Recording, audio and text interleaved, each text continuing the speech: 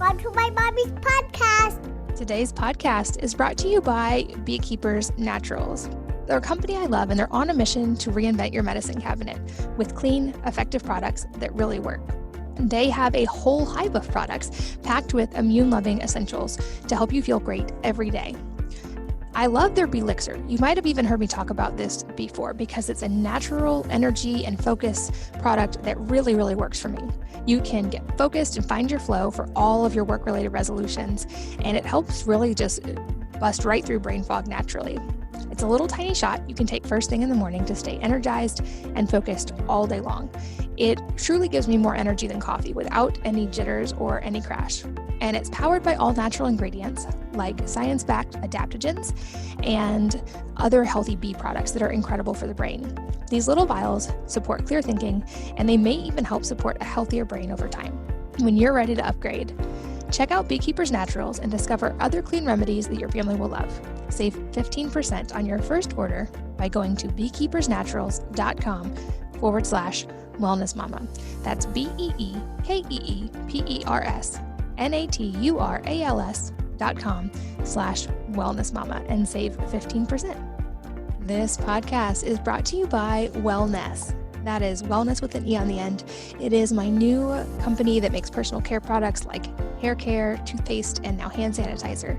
And this month especially, we are focusing on the hair care. We're running something called the Love Your Locks Challenge. Now through the 14th, you can save 14% off dry shampoo and other hair care products with the code Valentine. And we're doing this as a challenge because most people don't realize a lot of hair care products contain really harsh detergents.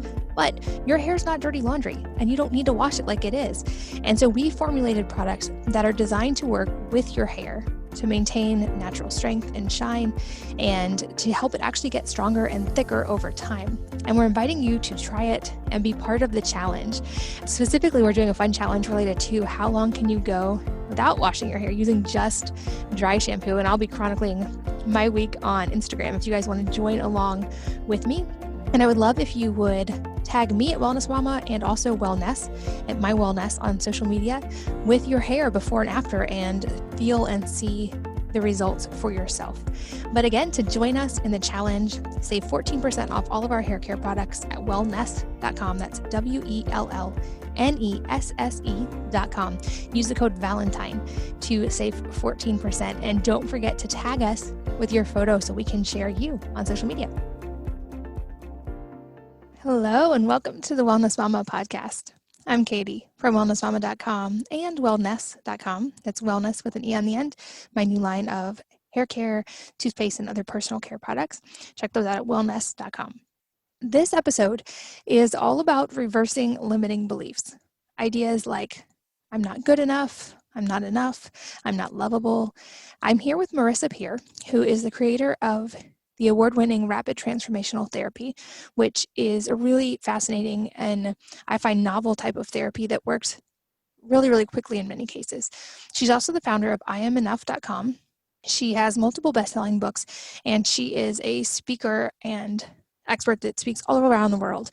And the reason I wanted to have her on today is to really go deep on some of these therapies she does with people, both from the perspective of how we as adults can kind of rewire and undo some of these limiting beliefs that stem from childhood, but also to better understand the core needs of children, how many of these problems stem from things in childhood when kids don't feel safe or loved or important for various reasons, and how we as parents can help to hopefully guard our children against some of those pitfalls.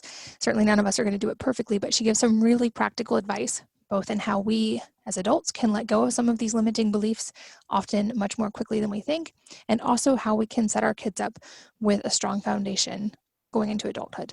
So very fascinating episode. I learned a lot. I took notes. You actually might hear me take a second to respond a couple times in this episode, and it's because I was writing down notes, and all of my notes and all of the things she mentioned are in the show notes at wellnessmama.fm. So definitely start there if you want to keep learning from her. But without further ado, I cannot wait to share her with you. So let's jump in. Marissa, welcome. Thanks for being here.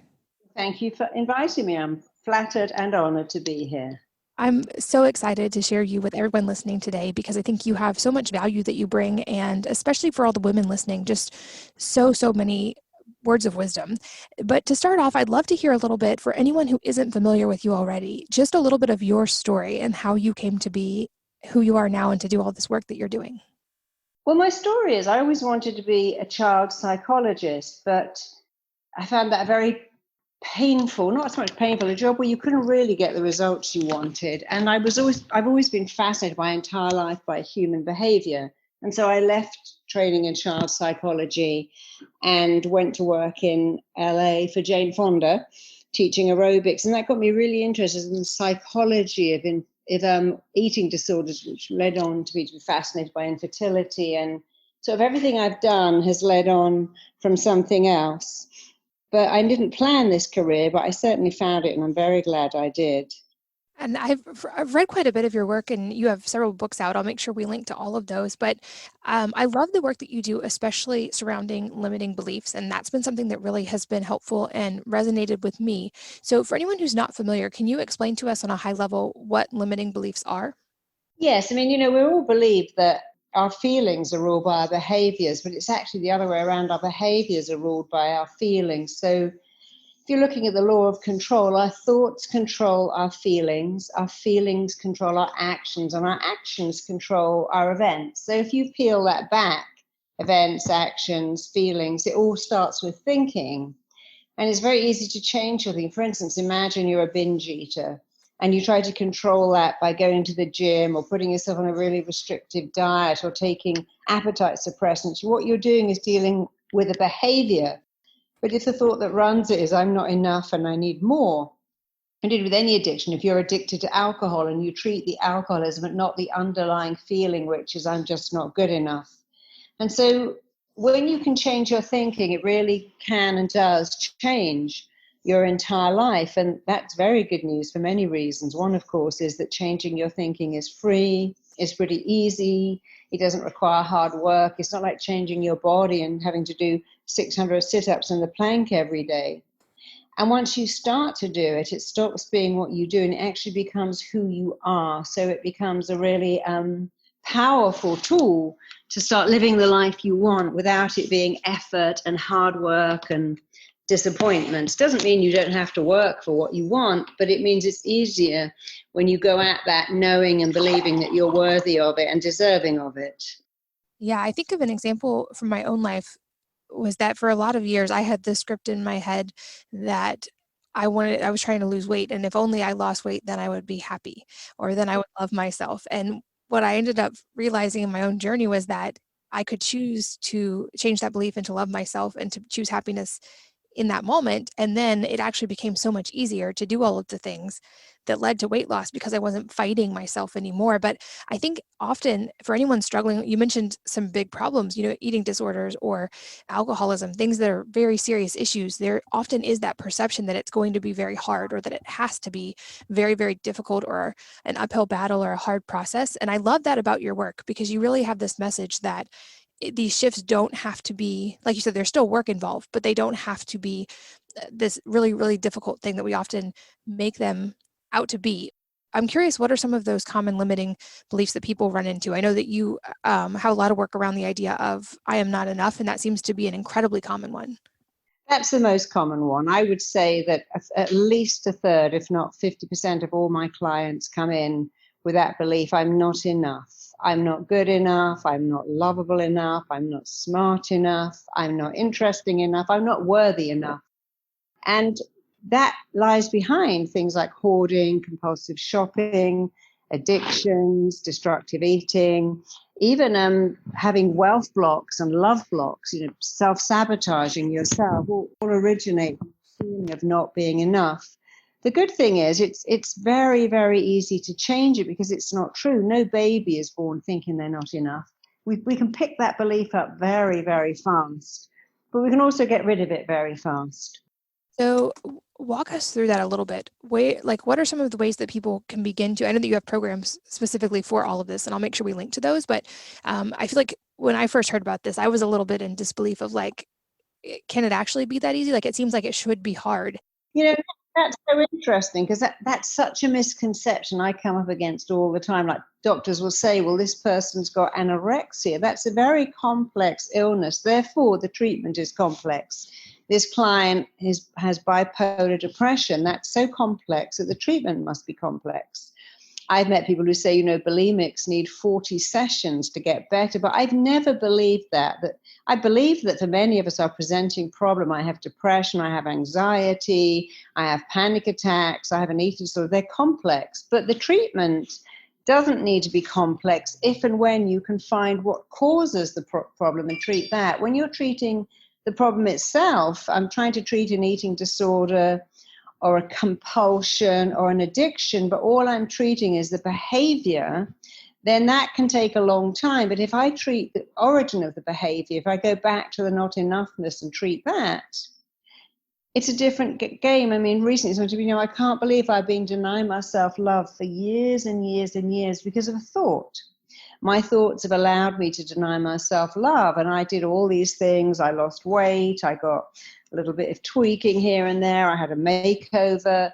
I joined a dating agency. I joined a dating app, and none of it worked. But when I decided I was lovable, I found someone in the street just walking to the bus stop. Because that's the thing. You have to treat the source of the pain. A bit like you going to the doctor and saying, I have headaches. And he might say, well, your headaches are caused because your posture in your back is wrong. So now we know that the source of the pain is not the source of the problem. And if you said, yeah, I know that, but I only want to take headache pills. You can keep telling me my spine is wrong and my hip's wrong, but I insist on taking headache pills for a spinal problem. We think, well, that's crazy. But it's very much the same thing. The source of your issues is usually not enoughness. I feel inadequate, I don't feel good enough. And you must treat that. And when you treat that, you fix all the other problems simultaneously. And that's why it's easy, because you're treating the source and the root of a problem rather than the problem itself. And in treating the source and the root, you treat all the offshoots too. And it seems like so much of this, you mentioned, I love that line that I've read that in your writing before too, that newborn babies aren't born with the idea that they're not enough. So this is obviously a learned thing. Do you find that all or almost all of these things go back to a point in childhood for most people? Almost everybody goes back to childhood. I mean, a lot of scientific and medical studies say that our character is set by the time we're 5. Some people say 7. I mean, Catholics say, give me a boy until he's 5 and I'll give you the man. And I think Romans said it until 7. Some people say until 3. But we know, eminent child psychologists know that our childhood shapes our adulthood. And so, for instance, if you were to go to Romania and adopt a little 3-year-old child and bring them back to Florida and love them and love them and love them, that doesn't mean they'll get better, because so much damage is done in our formative years. And the biggest problem in our formative years is that when we're little, we don't have that many needs. I need to feel safe. That's important. I need to feel loved. I need to feel I matter, so you'll take care of me. So as a little baby, we only have a few needs: safe, loved, important, significant. And when those needs are not met, what happens is we don't blame the parents, we blame ourselves. The child never stops loving parents. They stop loving themselves. They think, well, my needs not getting met. I guess I'm not worthy of it. And they'll never get met. And now that child becomes an adult who still has this belief, no one's going to meet my needs. I'm not lovable. I'm not good enough. I'm not worthy enough. And that's the terrible sadness, because every baby is worthy of love. No baby says, I won't cry because no one's coming. I won't demand to be fed because I'm greedy. I won't expect my parents to play with me because they're exhausted. A baby has a belief, I'm worthy of all of this. And it's sad that we think we've lost it, but we haven't lost it. We've just forgotten we ever had it. And so you can get all of that back, and very easily too. Yeah, I read a quote similar to that recently that completely stopped me in my tracks. And it said, when you criticize your children, they don't stop loving you. They stop loving themselves. And that just really made me think a lot. And kind of to your point of all of these things, going back to childhood. And when I've read your work, I've been able to see some of those patterns in my own life. And I feel like from here, there's kind of a 2-part question. Many of the adults listening probably are recognizing some of these limiting beliefs or that kind of core feeling of not feeling lovable or not feeling enough. But also the majority of the people listening are parents. And so I always think when I hear things like this, like, what can I do as a mom to help my kids have the best foundation and the best mindset going into adulthood? Certainly, I think all moms, we do our best, and still our kids are going to probably have things they have to work through. None of us are going to do it perfectly, but what can we do to give them the best foundation? Well, all children ever need, I wish I'd known this when I was a parent. I didn't. I found it out later. But what children need is for you to be present with them. That's all they want, you to be present with them. They don't really want stuff. I mean, I'm not talking about 15-year-old kids who want the latest Game Boy and the latest Nikes, but little children want you to be present. And if you ask children what their happiest memories, for me, my parents had a house in the south of France. We went every summer. But my happiest memory, without question, was picking berries with my grandmother, making homemade jam, or going to like what we used to call a jumble sale, don't we call them in America, and buying a stack of magazines and going to, I guess it's equivalent of like a car boot sale. So children's memories are always like playing puzzles, cooking together. It's not really about doing stuff that costs a lot of money. So being present with them is vital. And raising their self-esteem as a parent, your child's self-esteem is a mark of how successful you are or not. And that can be very difficult when kids go to school and they are judged on what grade they're in and what they look like. And it's very, very difficult as a parent to get it right. But the most important thing is to make your kids believe in themselves, to raise them with healthy, high self-esteem. And then for the parents, like I said, I've recognized some of these things in myself, and these have been things I've worked through in my own life. And certainly I think a lot of the things that you work with people on are so timely and relevant right now. And these limiting beliefs can impact our adult life in so many different ways. You have something called rapid transformational therapy. Can you talk about that a little bit at a high level? And then I'd love to go a little bit specific on that as well, because I think to circle back again, just really highlighting that idea, I think for years I made the process harder on myself than I needed to, because I expected it to be hard. I thought it had to be hard for it to work. And once I finally realized that wasn't the case, it was amazing how rapidly things shifted. But walk us through how you work with people in therapy so people can kind of understand just how drastically and quickly things can. Yeah, well, a lot of people believe that, I've been told by many other people that the words rapid and therapy should not go together, that therapy isn't rapid. Indeed, it's long and painful without even any guarantee of a resolution at the end. But there's no other treatment model that says, bring me your pain and we'll discuss it. No dentist says, yes, you've got a very bad cavity, come along and we'll have a conversation about that every week. And when you trust me enough, we'll start to do some work. No cardiologist, no dermatologist says we need to discuss your heart problem or your skin problem every week. And maybe after some time, you might feel better.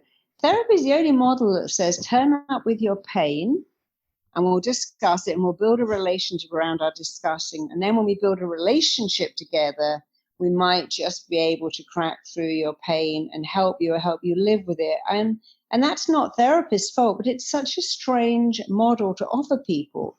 Because if you bring your pain to anyone else, a chiropractor, a doctor, a dentist, they tend to fix the pain as fast as they possibly can. And no one says in ER, I need to develop a relationship with this surgeon before they operate on me. In fact, often we never even meet them because we're anesthetized by them. And so I wanted to create something that had the same model, which is bring me your pain and let me fix it for you as fast as I possibly can. And if you can participate in the fixing, even better. So people come to me with every kind of pain you can imagine, from physical pain, from migraines or irritable bowel or polycystic ovary syndrome or fibromyalgia. So we have real physical pains. And nearly 70% of ailments now are diagnosed as psychosomatic, which means the headache is absolutely real, the nerve pain is real, but what's causing them is not broken parts of your body, but broken parts of your thinking. And that's very easy to fix. And then we have emotional problems, which don't have the same physical pains, but they have other issues. I feel depressed, I feel sad, I have panic attacks. I have self-sabotaging behavior. I'm self-destructive. I don't have love. And very much the same thing, whether you're in emotional pain or physical pain, you shouldn't have to wait any time at all to get better, it should start to happen immediately. So our TT immediately begins to look at why. So when we train people, we always say, look, your first job is to be a detective. Put on your detective hat and find out, when did this happen? What was going on? Why did this client suddenly become morbidly obese? Why did this client go from straight A student to failing? Why did this client suddenly get panic attacks? So we're gathering information like a detective, finding out why. And many clients say, wow, that when I found out why, it's because my dad left when I was a baby, because my mother cried throughout the pregnancy. I had no idea that I blamed myself for that. And the minute they find out why, they feel so much better. And then the second part of the session is moving from being a detective to almost like a dentist, and removing toxic matter, toxic beliefs, toxic thought, toxic decisions people have made, getting rid of them and replacing them with something better. And then the third and final part is being a coder. And just as a coder wires into a computer better software to make it function better, we wire into our clients much better software to make them believe in themselves, to reactivate the confidence they were born with that they forgot they ever had. And also it's recorded. It's terribly important that a client is given a recording that's personal. It's not a generic relaxation. It's made in the session. It's a recording made for them. The coding bit is recorded. The client takes that home. They play it for 20 days because RTT is based on the rules of the mind, and the rules of the mind say the mind learns by repetition. The rules of the mind say every thought you think is the blueprint that your mind and body work to make real, that the strongest force in you is that you act in a way that matches the way you define yourself, and that emotion is way more powerful than logic. So I've put all these rules of the mind together to form a therapy based around our own mind rules that make our mind accept new beliefs while letting go of old ones quite rapidly, very rapidly, actually. So to follow up on those 3 points, which I love that it's that clear cut. So you said the first part is trying to figure out why or where that comes from. And as an example, I know for me, I went back to several times in childhood where I had made a mistake or dropped something and kind of gotten yelled at by my mom, and had internalized that I wasn't good enough, or that I was always making mistakes or whatever it was. And even just being able to recognize that that's where it came from and reframe it now, understanding also a mom's perspective, and realize that likely had nothing to do with me. It was maybe she was having a bad day or she was stressed out. And I could totally understand that now when I was able to look at it differently. But do you find even just people being able to pinpoint and know that why is a big step? Well, it's a huge step, because when you're little, here's the truth for any child. When you're a little baby, you know one thing: if your parents like you, you'll survive. It doesn't matter if you're a baby kitten, a baby puppy, or a baby human. We understand innately that if my parents love me, I'm going to make it. And so when our parents get angry with us and shout at us and scream at us because they're having their own issues, we always think it's our fault, because we must idealize the people that we believe our survival depends on. So when mum screams at you, dad flounces off, dad leaves mum, whatever is going on, a child can't work out, oh, you see, my dad's an alcoholic, my mum's got depression, my parents should never have got married. All the child can think is, oh, they don't love me because I'm not enough. Because it's safer to blame yourself than to blame the person that your survival depends on. So that makes perfect sense. The problem is that we never get to a stage where we think, oh, right, let me go back now and reset that, because I always thought it was my fault my mum was unhappy. Now I understand my mum made very bad choices. She was a bit of a victim, and it wasn't my fault. We don't have a reset button to press. So we go through life believing, well, it must be, if my mum was unhappy and she didn't love me, who's going to love me? I saw that with Princess Diana a lot, because her own mother left when she was little and didn't come back. She always believed, well, if she didn't love me, who could love me? That was very much the same thing with Marilyn Monroe. You see it if you look at Whitney Houston or Amy Winehouse or Heath Ledger, and indeed Michael Jackson or George Michael. Whenever the child has to perform to get the parents' praise, or has to achieve, has to work for love, they form a belief, oh no, I don't get love, I have to work really hard to earn it. And at any time we're taken away, And they often go into self-sabotage because of this belief, I'm not lovable the way I am. I'm lovable if I look perfect, act perfect, produce something perfect. Wow, that makes so much sense. So how can we as parents help kids not to internalize that or not to feel like they're not worthy of love? Because certainly there are times there's going to be people who have separations or divorce or who go through tough times, and their kids are going to have to go through those things too. Are there ways to help kids not? Yeah, your questions are so good for parents. So the best thing is to own it. You know, all parents, certainly me. I mean, I messed up many, many times. You know, as a single parent with my own issues, of course, I shouted at my child and said things I should never have said that I will always regret. But it's very hard to be a perfect parent. All you can do with your kids is go up and say, you know what, darling, mummy was not very nice today. Mummy lost it. Mummy was happy. That was not your fault. Today, mummy was cranky. Today, mummy had a lot of worries, and I shouldn't have made you the butt of that. And they do understand that. I used to say to my little girl, you know, darling, today mummy had her period and she was a bit ratty. One day she said, Mummy, I think my teacher had her pyramid today because she was not very kind. So she had that all worked out in her head because I would always apologize and go, that was my fault. I shouldn't have done that. I shouldn't have reacted like that. I made her to say to me, she goes, Mummy, it doesn't feel like you love me when you speak to me in that nasty voice. Because I was saying, come on, hurry, I love you, but you've got to hurry up. And they're not silly children, but they don't expect you to be perfect. They just expect you to not put it on them, to say, that was my fault. You know, I had no right to shout at you as we were running through the airport or running for the bus, or everything went wrong. I dropped the dinner, I burnt it, I smashed something. I shouldn't turn around and scream at you because that wasn't your fault. And even if it was, you know, you were just a kid. If you broke something, I mean, they do that. They get nail varnish on your carpet and do all kinds of things you prefer them not to do.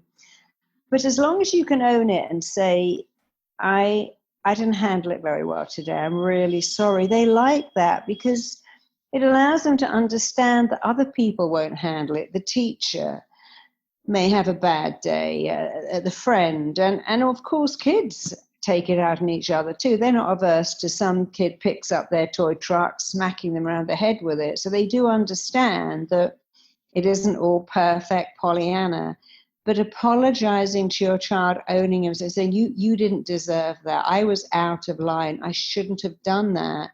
Makes them stop blaming themselves, which is the big thing you want to wire into children.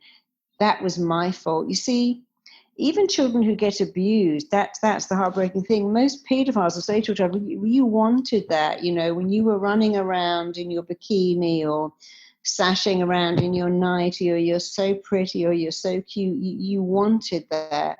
And they don't understand how to say, no, I didn't, because it's very easy to make a child believe it's their fault. And so you have to give your kids the ability to go, no, it's not my fault. I didn't cause that. I'm not to blame. And also when you can go to your child and say, no, today, Daddy was really out of line. I behaved like a child. I lost my temper. I was a child. You were smarter than me today.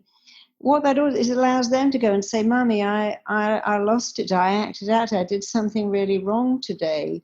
Because you've allowed them to see that they don't have to be perfect and you're not. Then they can come to you and say, Imelda came home one day when she was about 30 and said, Mummy, I feel terrible. You know, my friend's brother stole all these baseball hats in a shop and he gave me one. I didn't want it. I didn't know what to do. And I said, well, that's good that you told me. And I'd always say, you will never get punished for telling the truth ever, even if you do something really wrong. And I said, you know, that feeling in your tummy, that's a feeling that it's not good. And you just have to say to him, no, thank you. Or, you know, if he's 15, you're 11 and you feel embarrassed, then, you know, when you get home, you did the right thing. You said to Mum, I don't want this baseball hat. I felt really bad accepting it.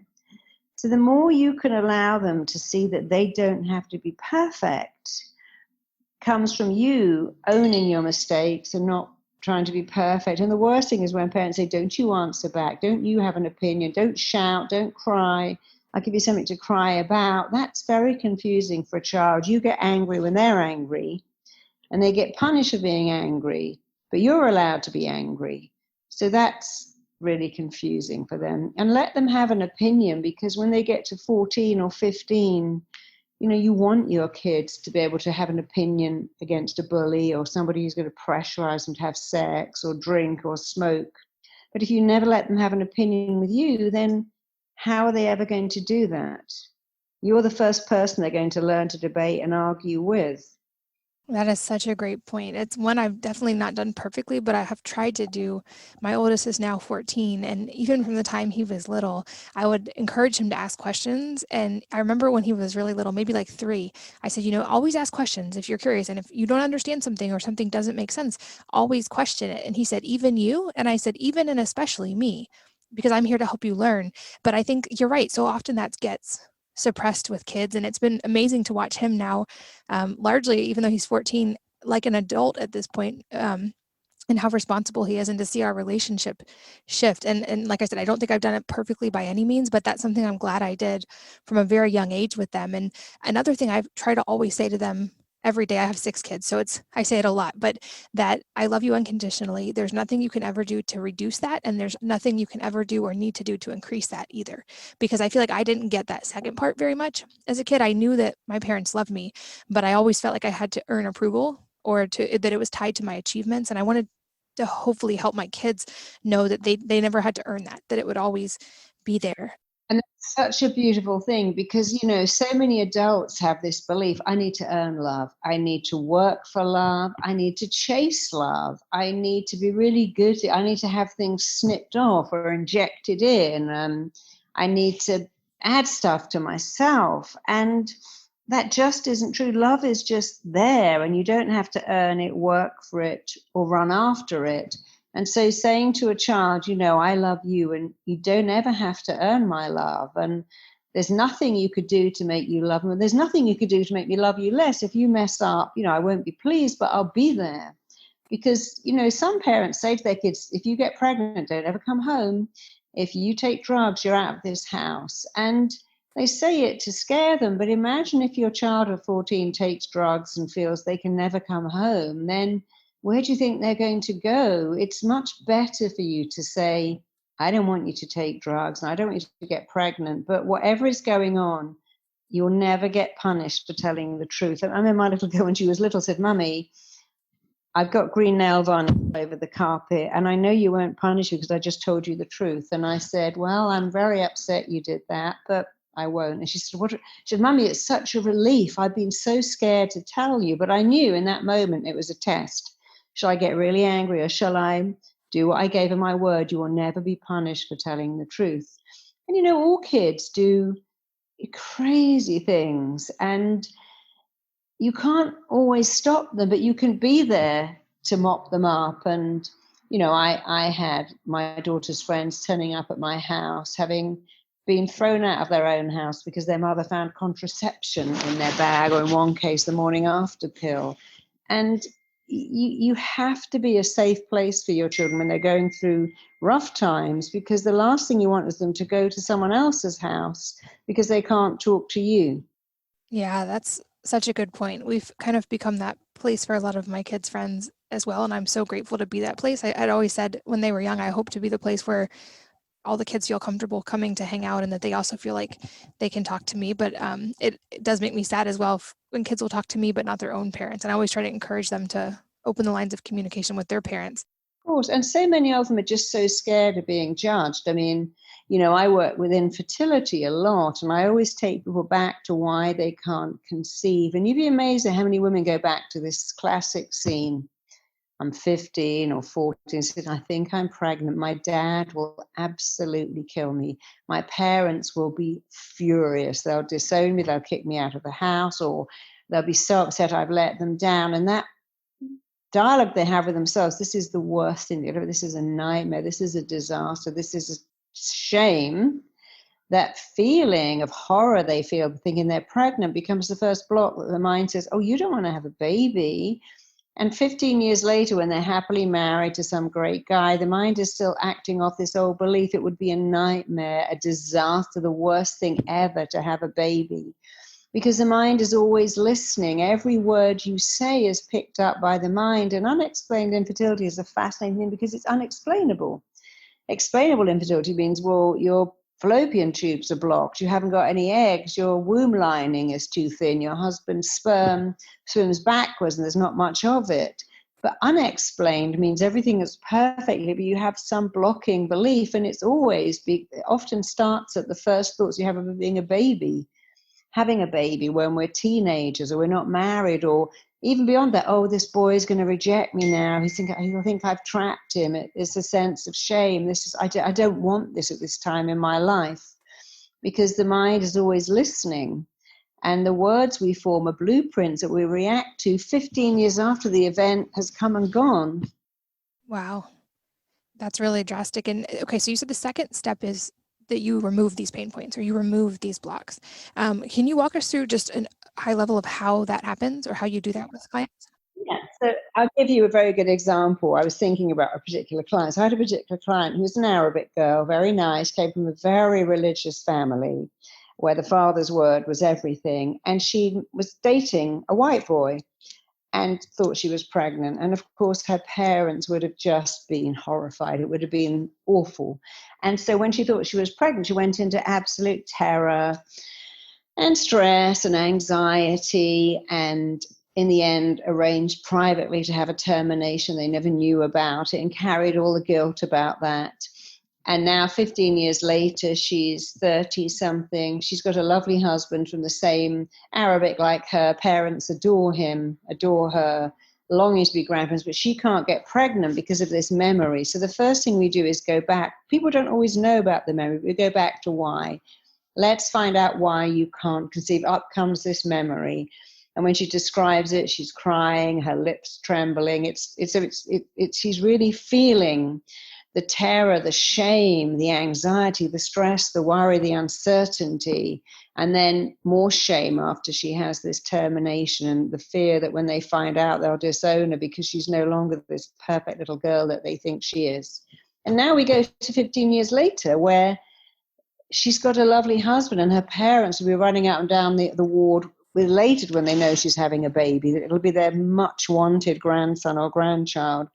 So to separate it, I make my clients say, that's not me. That girl of 15 who's crying and going up to London to have a secret termination and has got secret papers, that's not me.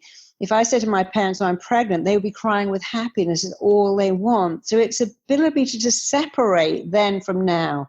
Yes, that was me. I was 15. I did some silly things. But I don't even on the planet for 15 years. I didn't know then what I know now. I was acting with a life experience of a 15-year-old, very different to a 32-year-old. It's not me. So you have to look at the scene then and the scene now and see the difference, because most people look at the scene and they see the comparison. You see, I wasn't loved when I was 2, and here I am. I'm 32 and I still can't find love. Every guy I meet dumps me. Everything goes wrong. So a lot of people look at how it's the same. I was stupid at school, I still feel stupid. I felt ugly at school, I still feel ugly. I wasn't the smartest kid, and now I'm scared to ask for something because I don't feel smart. And it's very important to not look at what is the same, but to look at what is the difference, because that's another rule of your mind. Whatever you look for, you can find. So they have to go through this process saying, that is not me because, and that can't be me because, and that will never be me ever again because. And once they've been able to really identify what is different rather than what is the same, they're ready to go on to the final step, which is convincing the mind that in her case, she's ready to have a baby, that she's going to be an amazing mother, that everything is perfect. And she couldn't have been an amazing mother at 15, but she can be an amazing mother today. So it's looking at what's different, making sense of it, and then becoming free of it. And all of those things are kind of equally important. How does a person start to go about that? Like you called it coding, like giving a new software. I also think of this in relation to the earlier question of programming our kids, hopefully in a good way. And you've given some great tips for that. But once a person recognizes the problem and they know what the pain point is to remove, what does that look like to rewire, recode the brain? And how long does that process take? I mean, it can be almost immediate. The only reason I call it coding is people, we use the word like hacks, and you could call it something else, like having a conditioning recording. I've got a hypnotic conditioning audio to play. But you see, if your computer has a bug, you know that the computer is slowed down. And then when you take it to somewhere, they take out the bug, they put in new software, they upgrade it really, and then it works perfectly. And rather like a computer, we get bugs in our thinking that slow us down, dim our potential, dim our light. And just like the best software person, we just have to take those bugs out and upgrade our own thinking. And so upgrading your thinking really works like this. You need to look at the thoughts you think. Let's give you an example. I don't feel good enough. I don't feel important enough. I think I don't matter. Where does that come from? Without doubt, a little child. Well, why did you think those thoughts? Well, because my mum said she wanted a boy and I was the third girl, or she didn't really want to have a baby, or, my dad left her and it ruined her life, and so I thought these beliefs that I didn't matter, but I was 4 years old. I came to conclusions when I've been on the planet for 4 years. And that's okay, because any kid of 4 would have thought what I thought. But now I'm 44. It will never again be relevant or necessary, appropriate. It won't even be interesting to think what I thought when I was 4. So that's how you start to change the software. You say, I thought that when I was 4. It's a bit like if I went to the store with my mother when I was 4 and I got lost in the store, I probably would have wet my pants and cried. But at 32, I'd sit down and wait for her to page me, or I'd call her on the mobile. I've never lost my daughter at an airport, but I remember being in an airport. Funny enough, it was in Florida, and I'd seen this little boy in the plane, and he walked past me on his own, and I grabbed his hand and said, stay with me. And about 5 minutes of this, mum came running around the corner, hysterical, and she recognized, she said, thank you so much for holding on to him. And for her, it was terror. But imagine 20 years pass, and she's at the airport with that little boy of 2, and she loses. She's not going to cry or run around the airport hysterical. She's going to page him or call him or say, well, I'll just go to the gate because he knows which plane we're getting, so I'm sure he'll make his own way to the gate, which they do. So the belief that if you lost your mother at 17 and you'd cry hysterically just like you would at 2 is something nobody would do. And you just tell these stories to recognize that how you behave at 2 is called age appropriate. It's the end of the world when your mum shouts at you or screams at you. And I remember coming out of the store not long ago, and I saw something. I really hate to see this, but I've seen it a little bit, which is a mother pretending to leave her kid in the car park and drive off without him. First of all, it was so dangerous because she just drove away and he was screaming. She knew she was coming back, but she was playing a game and he had no idea what the rules of the game were, which is I stand on the pavement and cry, you come back, I get in the car, and I promise never to do that again. But I don't understand this game because I'm only 2, and it's not a game to me. My mum is leaving me forever because she doesn't like me because I'm not good. And so these are the rules that we expect children to play. And they don't understand the rules. And so now, all these years later, as this 2-year-old kid who was left in the store still has this belief, well, my wife will leave if I'm not good. My friends will leave if I'm not good. I've got to be good all the time. Because if I'm not good, people just abandon me. And so that's the difference, that what we feel when we're 2, we still feel when we're 32 because we still don't quite understand the rules. And that's why we shouldn't play games with other people. We should be very honest. Never threaten to leave a relationship unless you really want to leave. Don't go, well, I'll walk out if you do that. I'm leaving if you do that. I'm off if you do that. Because it's so unfair. I love my husband. He loves me. We have issues. I would never, ever say, if you do that, I'm off. Because I've seen too many people do that to their children and indeed to their partners when, they even pack the case and walk out of the door. They have no intention of leaving. But the pain they cause other people who don't understand the rules is very unfair. That's such a clear way of explaining it, and especially with kids. I mean, I think that analogy is perfect and really, really important. And I also think this is something I've noticed in my life and I'm probably still working on, is I, for a long time, felt like I needed to do everything for everyone else all the time. And I would go out of my way to help people or to get things for people. And I don't think that was inherently a bad thing, but I can also recognize that it largely came from that idea that I wasn't lovable or good enough on my own, and so that I was only valued for what I did for other people or my achievements. And so that it was, even if the actions themselves were good, maybe the motivation behind them wasn't quite so healthy. And I love that quote that whatever you look for, you'll find. And I think of that in our relationships or any interaction.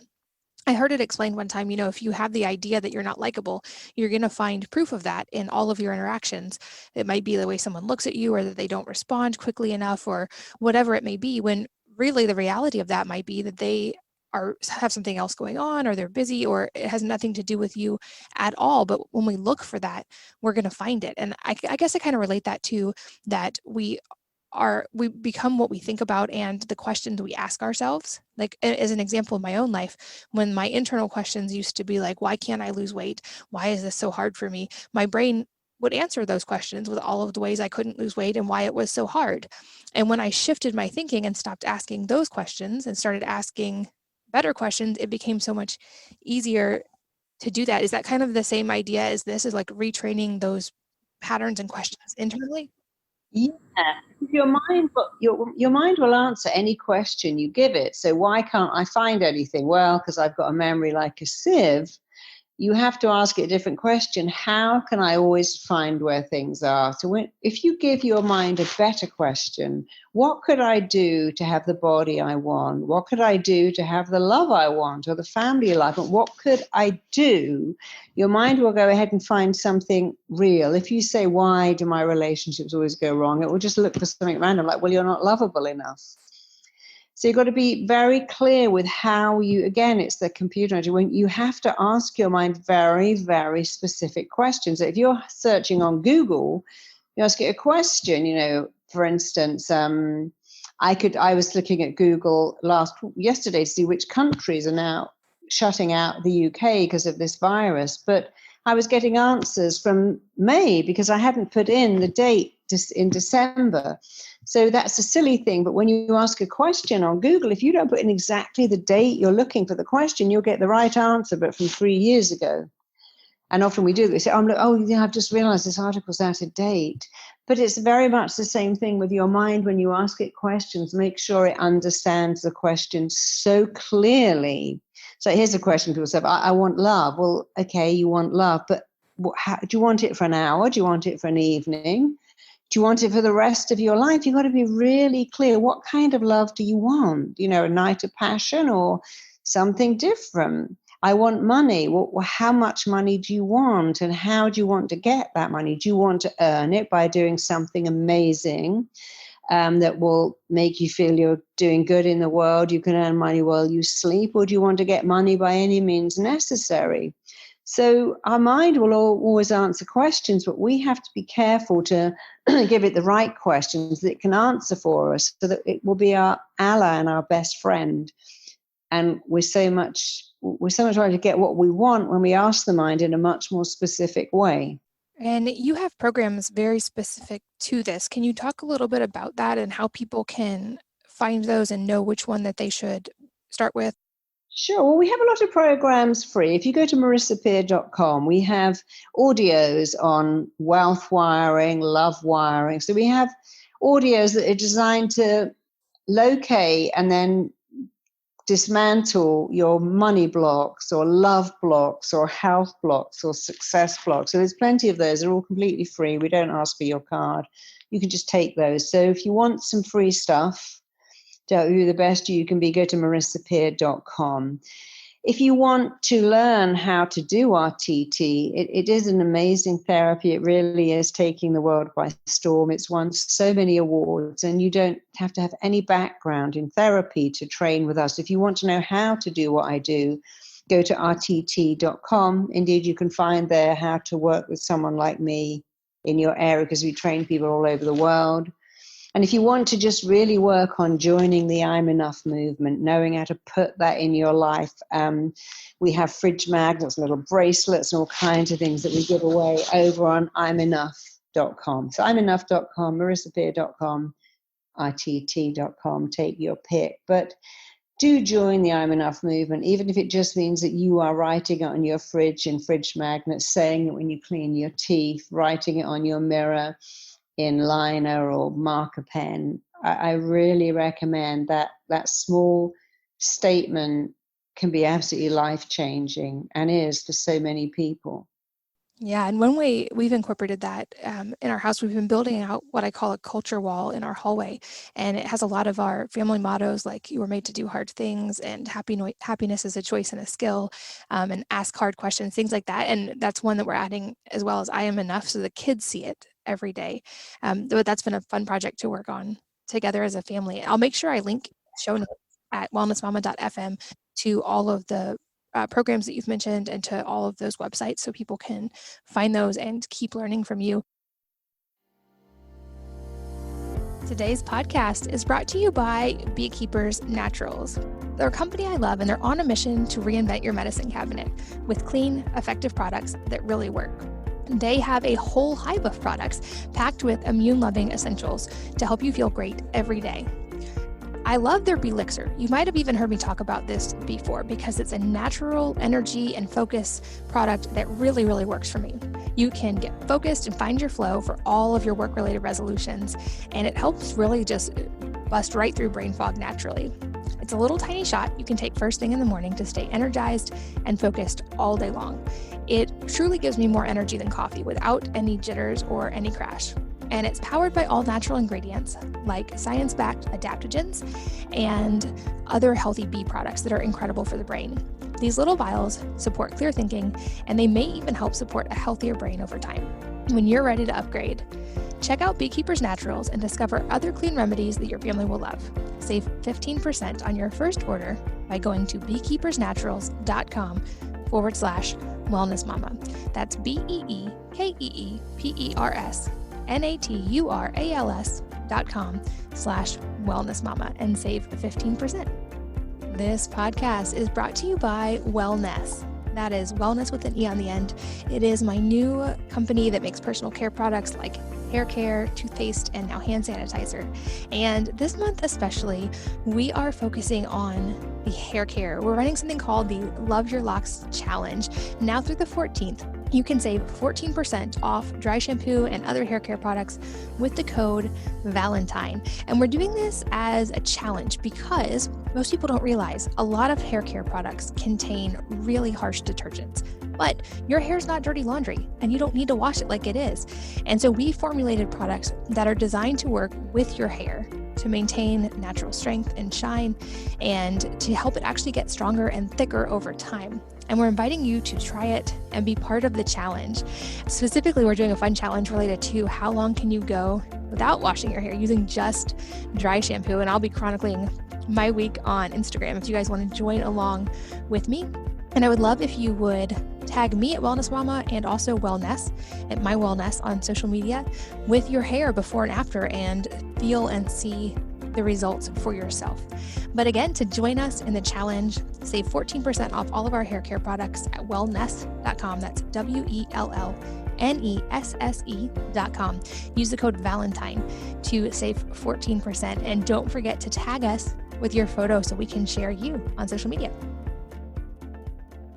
Another question I love to ask toward the end of interviews is, other than your own, if there is a book or a number of books that have had a profound impact on your life, and if so, what they are and why.